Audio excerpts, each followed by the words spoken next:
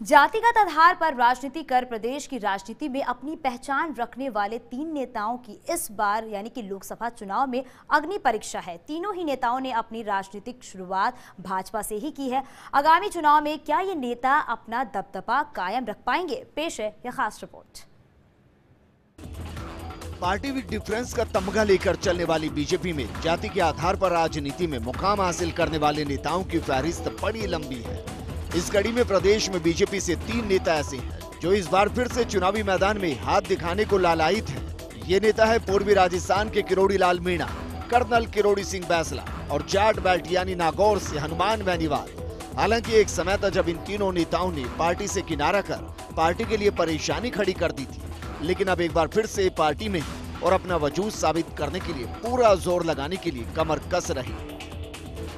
सबसे पहले बात करते हैं किरोड़ी लाल मीणा की। करीब 1 साल पहले पार्टी में वापस आए, लेकिन पार्टी को इनसे जिस चमत्कार की उम्मीद थी, इस बार ये वो चमत्कार नहीं दिखा पाए।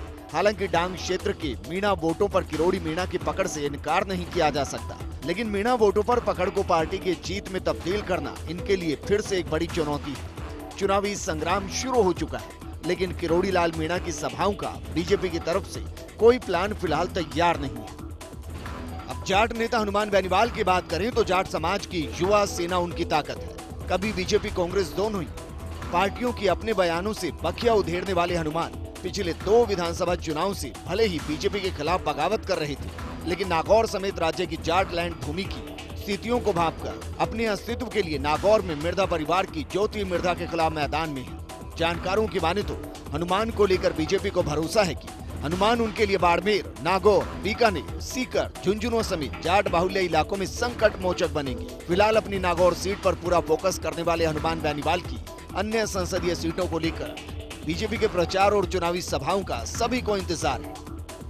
उधर कर्नल किरोड़ी सिंह बैंसला अपने पुत्र विजय बैंसला के साथ बीजेपी में आ गए। बीजेपी में सभी सीटों पर टिकट वितरण हो चुका है। ऐसे में कर्नल बैंसला और उनके पुत्र चुनाव तो नहीं लड़ पाएंगे, लेकिन पार्टी ने उन्हें राजस्थान और यूपी में गुर्जर चेहरे के रूप में प्रोजेक्ट करने का प्लान बनाया है। अब इस कास्ट पॉलिटिक्स के बूते पार्टी प्रदेश में 2014 का प्रदर्शन दोहराने की उम्मीद लगाए बैठी है। देखना दिलचस्प होगा कि प्रदेश में बुलंद हौसलों के साथ चुनावी मैदान में प्रचार में बीजेपी से काफी आगे नजर आ रही कांग्रेस किस तरह से काउंटर अटैक करेगी।